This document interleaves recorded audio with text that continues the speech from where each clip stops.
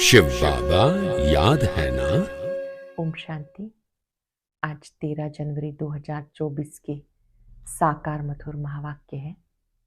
आज की मधुर मुरली में बाबा बच्चों से बात कर रहे हैं कि आत्मा की सदा उन्नति होती रहे, उसके लिए किन किन बातों पर ध्यान देना है।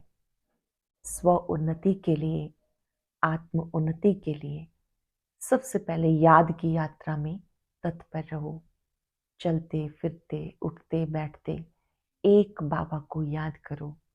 आप कर्म योगी हो, कर्म करते भी याद करना है। शरीर निर्वात कर्म किया, फिर अपना समय याद में सफल करना है। कम से कम 8 घंटा ईश्वरीय सेवा जरूर करनी है। बीती बातों का चिंतन नहीं करना, बीती सो बीती, उसको फुल स्टॉप लगाना है।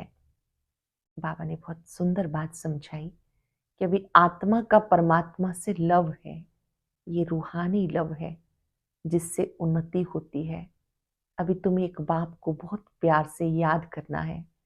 याद का इतना उमंग आना चाहिए कि भले घूमो फिरो कोई भी कार्य करो पर बाबा की याद बनी रहे। बाबा की याद से आत्मा उड़ती कला का अनुभव करती है। विकर्म विनाश होते हैं, जन्म जन्मांतर नीचे गिरते आए, लेकिन आत्मा को ऊंचा उठाने की रिस्पॉन्सिबिलिटी एक बाबा की है। सिवाय याद के ये उन्नति नहीं हो सकती। माला का दाना बनने के लिए तुम बच्चों को विशेष पुरुषार्थ करना है। बाबा रूहानी सर्जन है। जो भी आत्मा में कमी कमजोरी है वो याद से ही मिटती है। सुनते हैं बाबा के मधुर बोल। बाबा ने कहा, मीठे बच्चे, मनुष्य शरीर की उन्नति का प्रबंध रचते हैं। आत्मा की उन्नति व चढ़ती कला का साधन बाप बताते हैं। ये बाप की रिस्पॉन्सिबिलिटी है। मनुष्य शरीर की उन्नति का प्रबंध रचते, आत्मा की उन्नति व चढ़ती कला का साधन बाप बताते हैं। ये बाप की रिस्पॉन्सिबिलिटी है। क्वेश्चन है, सदा बच्चों की उन्नति होती रहे उसके लिए बाबा कौन कौन सी श्रीमत देते हैं। सदा बच्चों की उन्नति होती रहे उसके लिए बाबा की श्रीमत कौन सी है। बच्चे अपनी उन्नति के लिए याद की यात्रा पर रहो। याद से आत्मा की जंग निकलेगी। दूसरा, कभी भी बीती को याद नहीं करो, आगे के लिए कोई आश ना रखो।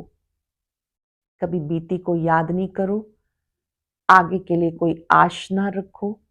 शरीर निर्वाह के लिए कर्म भले करो, लेकिन जो भी टाइम मिले वो वेस्ट नहीं करो। बाबा की याद में टाइम सफल करो। कम से कम 8 घंटा ईश्वरीय सेवा सफल करो तो तुम्हारी उन्नति होती रहेगी। अपने आप को चेक करेंगे हम क्या क्या करते हैं और किस किस बात पर और अधिक अटेंशन देना है। पहली बात, याद की यात्रा पर रहना है जिससे आत्मा की जंग निकलेगी। कभी बीती को याद नहीं करना, आगे के लिए कोई आश ना रखो। शरीर निर्वाह के लिए कर्म भले करो, लेकिन जो भी टाइम मिले वो वेस्ट नहीं करो। बाप की याद में टाइम सफल करो। कम से कम 8 घंटा ईश्वरीय सेवा करो तो तुम्हारी उन्नति होती रहेगी। ओम शांति। रूहानी बाप बैठ रूहानी बच्चों को अथवा आत्माओं को समझाते हैं। मनुष्य कहते हैं आत्मा की रिस्पॉन्सिबिलिटी है परमात्मा के ऊपर। वही सब आत्माओं की उन्नति और मन की शांति का रास्ता बता सकते हैं। आत्मा रहती भ्रिकुटी में, सबसे न्यारी। अक्सर करके रोग होते हैं शरीर में, यहाँ भ्रिकुटी में नहीं। बोले सिर में दर्द पड़ेगा, परंतु जो आत्मा का तख्त है वहाँ कोई तकलीफ नहीं होगी, क्योंकि उस पर आत्मा विराजमान है। ये आत्मा का तख्त है। यहाँ बाबा ने कहा आत्मा विराजमान है। जब आत्मा की उन्नति अथवा शांति देने वाला सर्जन एक परमात्मा है, जब आत्मा की उन्नति हो तब आत्मा को हेल्थ वेल्थ भी मिले। शरीर को कितना भी करो उससे कोई उन्नति नहीं होगी। शरीर की कुछ ना कुछ खिटपिट रहती ही है। आत्मा की उन्नति सिवाय बाप के कोई कर ना सके। और अब दुनिया में शरीर की उन्नति का प्रबंध रचते हैं। आत्मा की चढ़ती कला व उन्नति होती नहीं, वो तो बाप सिखाते। सारा मदार आत्मा पर है। आत्मा ही 16 कला बनती है। आत्मा ही बिल्कुल कला रहित हो जाती, 16 कलाएं बनती, फिर कला कम कैसे होती, ये भी बाबा समझाते। बाबा कहते सतयुग में तुम्हें बहुत सुख था, आत्मा चढ़ती कला में थी। और सत्संगों में आत्मा की उन्नति कैसे हो ये बात नहीं समझाई जाती। वह जिस्मानी नशे में रहते, देह अभिमान है। बाप तुमको देही अभिमानी बनाते। आत्मा जो तमो प्रधान बनी उसको सतो प्रधान बनाना है। यहाँ सब है रूहानी बातें, वहां है जिस्मानी बातें। सर्जन लोग एक हार्ट निकाल दूसरा डालते हैं, उनका आत्मा से कोई ताल्लुक नहीं। आत्मा भ्रिकुटी में रहती, उसका ऑपरेशन आदि कुछ नहीं होता है। अच्छा बाबा समझाते, आत्मा की उन्नति एक बार होती है। आत्मा जब तमो प्रधान हो जाती तब आत्मा की उन्नति करने वाला बाप आते हैं। उसके बिगर किसी भी आत्मा की चढ़ती कला हो ना सके। बाबा कहते छी छी तमो प्रधान आत्माएं हैं, मेरे पास आ न सके। तुम्हारे पास जब कोई आते हैं कहते शांति कैसे मिले अथवा उन्नति कैसे हो, परंतु ये नहीं जानते कि उन्नति के बाद हम कहाँ जाएंगे, क्या होगा। पुकारते हैं पतित से पावन बनाने के लिए आओ, जीवन मुक्ति धाम में ले जाओ, तो आत्माओं को ही तो ले जाएंगे। शरीर तो यहाँ खत्म हो जाएंगे, परंतु ये बातें किसी की बुद्धि में नहीं। ये है ईश्वरीय मत, बाकी वो सब है मानव मत। ईश्वरीय मत से एकदम आसमान में चढ़ जाते हो, शांति धाम सुख धाम में, फिर ड्रामानुसार नीचे भी उतरना है। आत्मा की उन्नति के लिए बाप के सिवाय कोई सर्जन नहीं। आत्मा की उन्नति के लिए बाबा ही सर्जन है और कोई सर्जन नहीं। सर्जन फिर तुमको आसमान बनाते, कोई तो बहुतों की उन्नति बहुत अच्छी करते, कोई मीडियम, कोई थर्ड औरों की उन्नति करते। आत्माओं की उन्नति का जवाबदार एक बाप है, दुनिया में किसी को मालूम नहीं। बाबा कहते इन साधुओं आदि का भी उद्धार करने मैं आता हूँ। पहले जब आत्मा आती तो पवित्र ही आती है, अब बाबा आए हैं सबकी उन्नति करने के लिए। नंबरवार पुरुषार्थ अनुसार तुम्हारी देखो कितनी उन्नति हो जाती, वहां तुम्हें शरीर भी फर्स्ट क्लास मिलता। बाबा है अविनाशी सर्जन, वो आकर तुम्हारी उन्नति करते हैं। बाबा अविनाशी सर्जन है, वो आकर उन्नति करते तो तुम ऊंच से ऊंच अपने स्वीट होम में चले जाएंगे। वो लोग मून पर जाते, अविनाशी सर्जन तुम्हें उन्नति प्राप्त कराने के लिए कहते माँ में कम याद करो तो विक्रम विनाश होंगे। माँ में कम याद करो तो विक्रम विनाश होंगे। बाप विश्व के बच्चों को लिबरेट करते, जब तुम स्वर्ग में जाएंगे तब और सब शांति धाम में होंगे। बाबा कितना वंडरफुल कार्य करते, कमाल है बाबा की। तब कहते हैं तुम्हारी गतमत तुम ही जानो। आत्मा में ही आत्मा है तब कार्य करती है। ईश्वरीय मत से चढ़ती कला, मानव मत से उतरती कला, ये भी ड्रामा में नूंद है। वो लोग समझते हैं अभी स्वर्ग बन गया, आगे चलकर मालूम पड़ेगा ये नर्क है या स्वर्ग। भाषा के ऊपर कितना हंगामा करते, दुखी है ना। स्वर्ग में दुख होता नहीं, अर्थक्वेक भी नहीं होगी। अब पुरानी दुनिया का विनाश होना है, फिर स्वर्ग बन जाएगा। फिर आधा कल्प वो भी गुम हो जाता। कहते द्वारिका सागर के नीचे चली गई, सोने की चीजें नीचे दब गई, सो तो जरूर अर्थक्वेक से नीचे ही जाएंगे। समुद्र को थोड़ा ही खोद कर निकालेंगे, धरती को खोदते हैं, वहां से माल निकालते हैं। बाप कहते मैं आकर तुम बच्चों पर उपकार करता हूँ, मेरा फिर सब अपकार करते हैं। मैं तो अपकारी पर उपकार करता हूँ, तो जरूर मेरी महिमा होनी चाहिए। भक्ति में देखो कितना मान है। तुम बच्चे बाबा की कितनी महिमा करते हो। चित्र में 32 गुण दिखाए हैं। ज्योति बिंदु बाबा का चित्र जिससे किरणें निकल रही हैं, फिर बाबा के गुण लिखे हुए हैं। बाबा ने कहा चित्र कितना अच्छा है। अब तुम बाप जैसे गुणवान बन रहे हो तो कितना पुरुषार्थ करना चाहिए, टाइम वेस्ट नहीं करना चाहिए। बहुत हाईएस्ट बाप पढ़ाते तो रोज जरूर पढ़ना चाहिए। ये अविनाशी बाप भी है, टीचर भी है, पिछाड़ी में आने वाले पुरानों से भी तीखे जा रहे हैं। अब सारी दुनिया की उन्नति हो रही है बाप द्वारा। श्री कृष्ण को भी गुणवान बनाने वाला बाप है, सबको देने वाला, बाकी सब लेते हैं। एक घराना बन रहा है नंबरवार पुरुषार्थ अनुसार। बाबा का देखो कितना मीठा, कितना बाबा देखो कितना मीठा, कितना प्यारा है। ऊंचे से ऊंचे बाप द्वारा अब सबकी उन्नति हो रही है, बाकी सबको सीढ़ी नीचे उतरनी है। कमाल है बाप की। भले खाओ पियो सब कुछ करो, बाबा के गुण गाओ। भले खाओ पियो सब कुछ करो, बाबा के गुण गाओ। ऐसे नहीं बाबा की याद में रहने से खाना नहीं खा सकते। रात को फुर्सत बहुत मिलती है, 8 घंटा तो फुर्सत है। बाबा कहते कम से कम 8 घंटा इस गवर्नमेंट की सर्विस करो। जो भी आए उनको आत्मा की उन्नति के लिए रास्ता बताओ। जीवन मुक्ति माना विश्व का मालिक, मुक्ति माना ब्रह्मांड का मालिक। ये समझाना सहज है ना, परंतु तकदीर में नहीं तो तदबीर क्या कर सकेंगे। बाबा समझाते बाप की याद के सिवाय आत्मा की जंग नहीं निकल सकती। याद के बिना आत्मा पर जो जंग चढ़ी है वो नहीं निकल सकती। भले ज्ञान सारा दिन सुनाए, आत्मा की उन्नति का साधन याद है। बाबा बच्चों को बहुत प्यार से रोज रोज समझाते, परंतु अपनी उन्नति करते हैं या नहीं करते वो एक खुद समझ सकते हैं। ये सिर्फ तुम नहीं सुनते हो, परंतु सब सेंटर्स वाले बच्चे सुनते हैं। ये टेप रखी है, ये भी अपने में आवाज भरकर आती है सर्विस पर। पहले के समय में ऐसे ही रिकॉर्डिंग होती थी, टेप रिकॉर्ड से कैसेट आती थी, सब सुनते थे। तो बाबा ने कहा देखो ये भी बहुत अच्छी सर्विस पर है, ये बहुत सर्विस देती है। बच्चे समझते शिव बाबा की मुरली हम सुनते हैं, तुम्हारे द्वारा सुनने से इनडायरेक्ट हो जाता, फिर यहाँ आते हैं डायरेक्ट सुनने के लिए।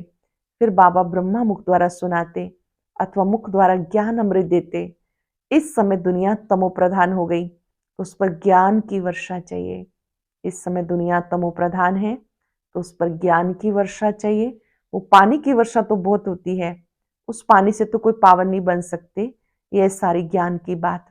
बाबा कहते जागो, मैं तुम्हें शांति धाम ले जाता हूँ।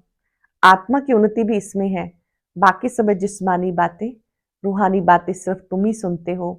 पदम पत्नी भाग्यशाली सिर्फ तुम बनते हो। बाबा है गरीब निवाज, गरीब ही सुनते हैं। तब बाबा कहते अहिल्याओं गणिकाओं को भी समझाओ। सत्युग में ऐसी बातें नहीं होती, वो है बेहद का शिवालय, अब है बेहद का वैशाल्य, बिल्कुल तमो प्रधान, इससे जास्ती मार्जिन नहीं। अब इस पति दुनिया को चेंज होना है। भारत में राम राज्य रावण राज्य होता। जब अनेक धर्म हो जाते हैं तब अशांति हो जाती, लड़ाई तो लगती ही रहती। अब तो बहुत जोर से लड़ाई लगेगी, कड़ी लड़ाई लगी फिर बंद हो जाएगी, क्योंकि राजाई भी स्थापन हो, कर्मातीत अवस्था भी हो। अभी तो कोई कह ना सके, वो अवस्था आएगी तो पढ़ाई पूरी हो जाएगी, फिर ट्रांसफर हो जाएंगे अपने पुरुषार्थ अनुसार। इस बम्बोर को आग लगनी है, फटाफट विनाश हो जाएगा। उनको खूने नाहिक खेल कहते हैं। नाहिक सब मर जाएंगे, रक्त की नदियां बहेंगी, फिर दूध घी की नदियां बहेंगी। हाहाकार से जय जयकार होगा। अंतिम दृश्य कैसा होगा? बाबा हम सबको पूर्व तैयारी करा रहे हैं। एक तरफ हाहाकार, दूसरी तरफ जय जयकार। बाकी सब अज्ञान निद्रा में सोते सोते खत्म हो जाएंगे। बड़ी युक्ति से स्थापना होती, विघ्न भी पड़ेंगे, अत्याचार भी होंगे। अब माताओं द्वारा स्वर्ग का द्वार खुलता है तो पुरुष भी, परंतु माता जन्म देती तो उनको पुरुष से इजाफा ज्यादा मिलता। स्वर्ग में नंबरवार सब जाएंगे, कोई 2 जन्म मेल के भी बन सकते हैं। हिसाब किताब जो ड्रामा में है वही होता है। कोई कोई मेल फिर किसी जन्म में फीमेल भी बन जाते, तो एक जन्म में ऐसा भी हो सकता है कि वो 2 बार मेल बने, पुरुष तन मिले। हिसाब किताब जो ड्रामा में है वही होता है। आत्मा की उन्नति होने से कितना फर्क पड़ जाता, कोई एकदम हाईएस्ट बन जाते, कोई बिल्कुल लोएस्ट, कहाँ राजा कहाँ प्रजा। मीठे मीठे बच्चों को बाबा समझाते पुरुषार्थ करो, योग से पवित्र बनो, तब धारणा हो। मंजिल बहुत ऊंची है, अपने को आत्मा समझ, बहुत प्यार से बाप को याद करो। आत्मा का परमात्मा के साथ लव है ना, ये है रूहानी लव, जिससे आत्मा की उन्नति होती है। जिस्मानी लव से गिर पड़ते हैं, तकदीर में नहीं तो भागंती हो जाते हैं। तकदीर में नहीं तो बाबा को छोड़ के चले जाते। यज्ञ की बड़ी संभाल चाहिए। माताओं की पाई पाई से यज्ञ की सर्विस हो रही है। यहाँ गरीब ही साहूकार बनते हैं। सारा मदार पढ़ाई पर है। तुम अब सदा सुहागिन बनती हो, ये सबको फीलिंग आती है। माला का दाना बनने वालों को कितनी अच्छी फीलिंग चाहिए। शिव बाबा को याद करते सर्विस करते रहो, बहुत उन्नति हो सकती है। बाबा को याद करते रहो, सर्विस करते रहो, बहुत उन्नति हो सकती है। शिव बाबा की सर्विस में शरीर भी न्यौछावर करना चाहिए। सारा दिन नशा रहे, ये मासी का घर नहीं। देखना है हमने अपनी कितनी उन्नति की है। बाबा कहते बीती को याद मत करो। बीती बातें जो भी परेशान करती हैं उन्हें याद मत करो। बीती को फुल स्टॉप। आगे की कोई आश मत रखो। शरीर निवार्थ कर्म तो करना है। जो टाइम मिले उसमें बाबा को याद करो तो भी कर्म विनाश होंगे। बाबा बांधेलियों को भी समझाते कि तुम्हें पति को बहुत नम्रता प्यार से समझाना है। कोई मारे तो उस पर फूलों की वर्षा करो। अपने को बचाने की युक्ति चाहिए। अर्थात अगर कोई मारे पीटे तो आपको गलत नहीं बोलना। ऐसे स्थूल पुष्प की बात नहीं कर रहे बाबा, शुभ भावनाओं के पुष्प की बात कर रहे हैं। तो बाबा ने कहा अपने को बचाने की बड़ी युक्ति चाहिए। आंखें बड़ी शीतल चाहिए, कभी हिले नहीं। इस पर अंगद का मिसाल है, बिल्कुल अडोल था। तुम सब महावीर हो। जो कुछ पास्ट हुआ उसको याद नहीं करना, सदा हर्षित रहना है, ड्रामा पर अटल रहना है। बाबा खुद कहते मैं भी ड्रामा के बंधन में बंधा हुआ हूं, बाकी और कोई बात नहीं। श्री कृष्ण के लिए लिखा है स्वदर्शन चक्र से मारा। ये सब कथाएं हैं। बाप तो हिंसा नहीं कर सकता, ये तो बाप टीचर है, मारने की कोई बात नहीं। ये बातें सब इस समय की हैं। एक तरफ ढेर मनुष्य हैं, दूसरी तरफ तुम हो। जिनको आना होगा आते रहेंगे, कल्प पहले मिसल पद पाते रहेंगे। जिन्हें आना होगा आते रहेंगे, कल्प पहले मिसल पद पाते रहेंगे। इसमें चमत्कार की कोई बात नहीं। बाबा रहम दिल है, दुख हरता सुख करता है, तो फिर दुख कैसे देंगे। बाबा रहम दिल है, दुख हरता सुख करता है, तो दुख कैसे देंगे। अच्छा मीठे मीठे सिक्के लदे बच्चों प्रति माता पिता बाप दादा का याद प्यार गुड मॉर्निंग। रूहानी बाप की रूहानी बच्चों को नमस्ते। रूहानी बच्चों की रूहानी बाप दादा को याद प्यार नमस्ते गुड मॉर्निंग। शुक्रिया बाबा, शुक्रिया। धारणा के लिए सार, कम से कम 8 घंटा ईश्वरीय गवर्नमेंट की सर्विस कर अपना टाइम सफल करना है। बाबा जैसा गुणवान बनना है। जो बीता उसे याद नहीं करना, बीती को बीती कर सदा हर्षित रहना है। ड्रामा पर अडोल रहना है। कम से कम 8 घंटा ईश्वरीय गवर्नमेंट की सर्विस कर अपना टाइम सफल करना है। बाबा जैसा गुणवान बनना है। जो बीता उसे याद नहीं करना, बीती को बीती कर सदा हर्षित रहना है। ड्रामा पर अडोल रहना है। आज का वरदान, संकल्प बोल और कर्म को व्यर्थ को समर्थ में परिवर्तन करने वाले होली हंस भव। संकल्प बोल और कर्म के व्यर्थ को समर्थ में परिवर्तन करने वाले होली हंस भव। होली हंस का अर्थ है संकल्प बोल और कर्म के व्यर्थ को समर्थ में परिवर्तन करना। क्योंकि व्यर्थ जैसे पत्थर होता है, पत्थर की वैल्यू नहीं, रतन की वैल्यू होती है। होली हंस फौरन परख लेता है कि काम की चीज नहीं है, ये काम की है। कर्म करते सिर्फ ये स्मृति इमर्ज रहे कि हम राजयोगी नॉलेजफुल आत्माएं, रूलिंग और कंट्रोलिंग पावर वाली आत्माएं हैं। कर्म करते स्मृति रहे हम राजयोगी नॉलेजफुल आत्माएं, रूलिंग और कंट्रोलिंग पावर वाली हैं, तो व्यर्थ नहीं जा सकता। ये स्मृति होली हंस बना देगी। होली हंस का अर्थ है संकल्प बोल कर्म के व्यर्थ को समर्थ में परिवर्तन करना। क्योंकि व्यर्थ जैसे कि पत्थर होता है, पत्थर की वैल्यू नहीं, रतन की वैल्यू होती है। होली हंस फौरन परख लेता है, ये काम की चीज नहीं है, ये काम की है। कर्म करते सिर्फ ये स्मृति इमर्ज रहे, हम राजयोगी नॉलेजफुल आत्माएं रूलिंग और कंट्रोलिंग पावर वाली हैं, तो व्यर्थ जा नहीं सकता। ये स्मृति होली हंस बना देगी। स्लोगन है, जो स्वयं को देह रूपी मकान में मेहमान समझते हैं वही निर्मोही रह सकते हैं। जो स्वयं को देह रूपी मकान में मेहमान समझते हैं वो निर्मोही रह सकते हैं। अव्यक्त साइलेंस द्वारा डबलाइट फरिश्ता स्थिति का अनुभव करो। जब कोई ऐसा दिन होता है, चलते फिरते ट्रैफिक को भी रोककर 3 मिनट साइलेंस की प्रैक्टिस कराते हैं। चलते हुए सभी कार्यों को स्टॉप कर लेते हैं।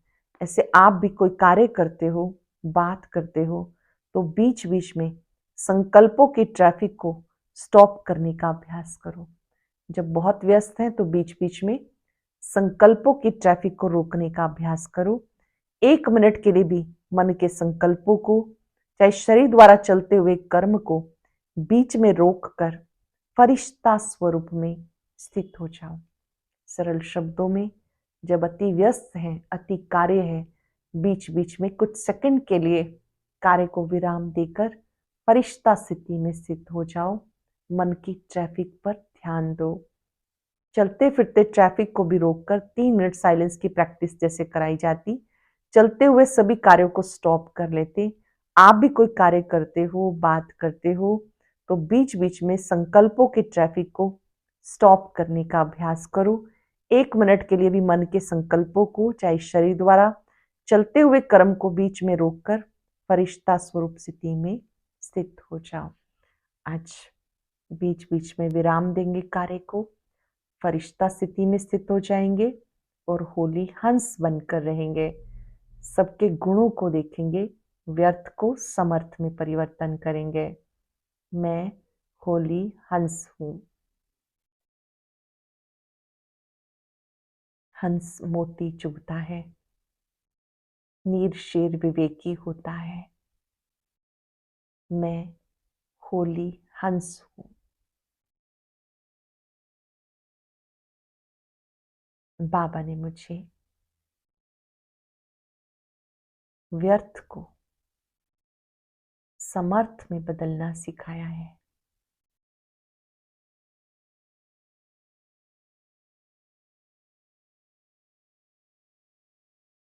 समर्थ आत्मा को शक्तिशाली बनाता है, व्यर्थ से मुक्त रखता है।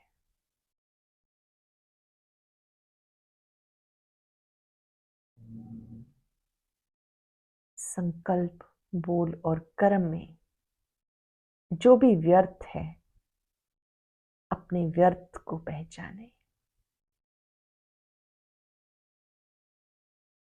हर एक आत्मा स्वयं जानती है मेरा व्यर्थ कहाँ छिपा है। मैं व्यर्थ को समर्थ में बदलने वाला होली हंस हूं।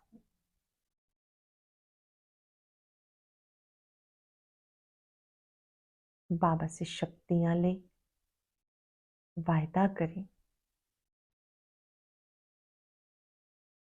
आज से ना व्यर्थ देखना है, ना सुनना है, ना बोलना है।